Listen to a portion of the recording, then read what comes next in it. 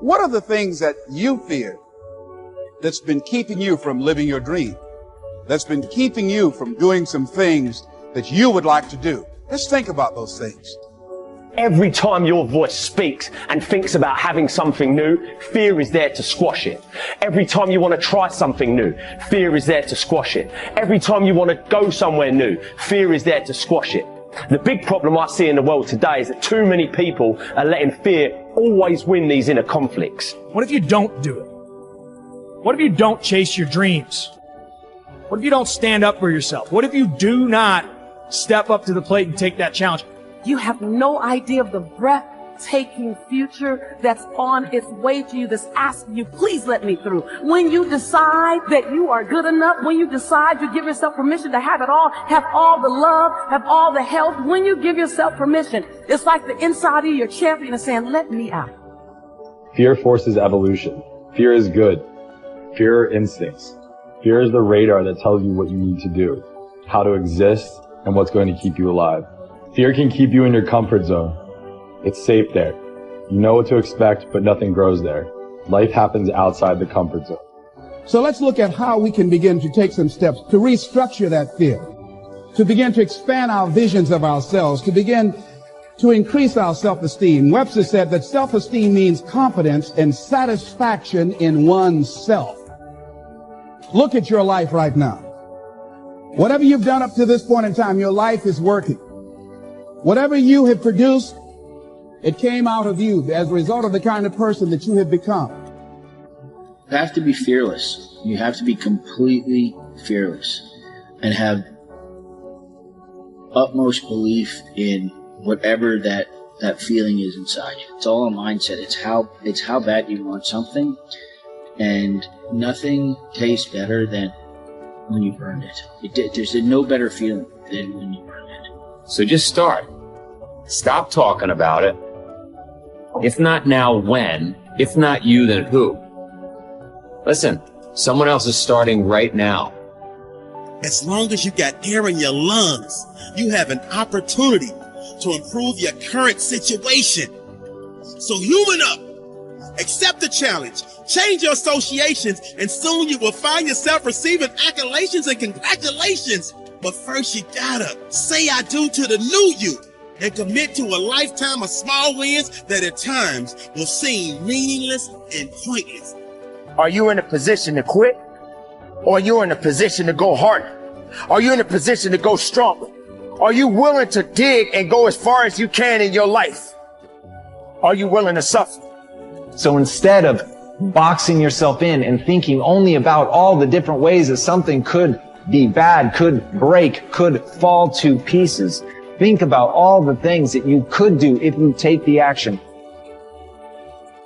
The most common fears that we experience, which often sabotage all hope for success, are the fears of failure, poverty, and loss of money. These fears cause people to avoid risk of any kind and to reject opportunity when it is presented to them. They are so afraid of failure that they are almost paralyzed when it comes to taking any chances at all. There are many other fears that interfere with our happiness. People fear the loss of love or the loss of their jobs and their financial security. People fear embarrassment or ridicule. People fear rejection and criticism of any kind. People fear the loss of respect or esteem of others. These and many other fears hold us back throughout life. The most common reaction in a fear situation is the attitude of, I can't. This is the fear of failure and loss that stops us from taking action. It is experienced physically, starting in the solar plexus. When people are really afraid, their mouth and throat go dry, their heart starts pounding. Sometimes they breathe shallowly and their stomach churns. Often they feel like getting up and running to the bathroom. These are all physical manifestations of the inhibitive negative habit pattern, which we all experience from time to time. Whenever a person is in the grip of fear, he feels like a deer caught in the headlights of a car. This fear paralyzes action. It often shuts down the brain and causes the individual to revert to the fight or flight reaction. Fear is a terrible emotion that undermines our happiness and can hold us back throughout our lives. Fear makes come true that which one is afraid of. Now, even if it only comes true in the imagination, we must experience the tortures of that which we fear. Tortures often as not worse than those if what we feared actually came to pass physically in our lives. It's why the old line, "A coward dies 1,000 deaths. A brave man dies but once," is really true. Fear makes come true that which one is afraid of. If fear of something is held long enough, it may well bring on that which we fear, but it really doesn't make much difference because experiencing the fear is the same thing. That is, as far as our mind and body are concerned, it's actually happening over and over again, doing its inevitable damage to our physical bodies. Ralph Waldo Emerson said that fear is ignorance. Whenever we're afraid of something, I don't mean the perfectly natural, normal fears that work to keep us alive, but the gnawing, unreasoning, illogical, and neurotic fear of something. It's only because we don't know the real truth about it. If we did, the fear would vanish. That would include a neurotic fear of death, the fear that we are not liked or loved, and so forth. I think the thing to remember here is that when we fear something, it takes its toll on our mind and body just as if that which we fear had in fact come to pass. And we can bring to pass that which we fear. If you want to change attitudes, start with a change in behavior.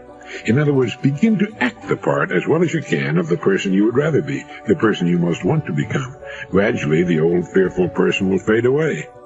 Dr. Frankl learned that by controlling his attitude, the concentration camp fell away. His mind was free to roam where he wanted it to roam, think about what he wanted it to think about.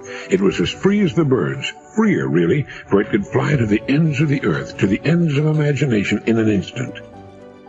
And so can yours. And so can mine.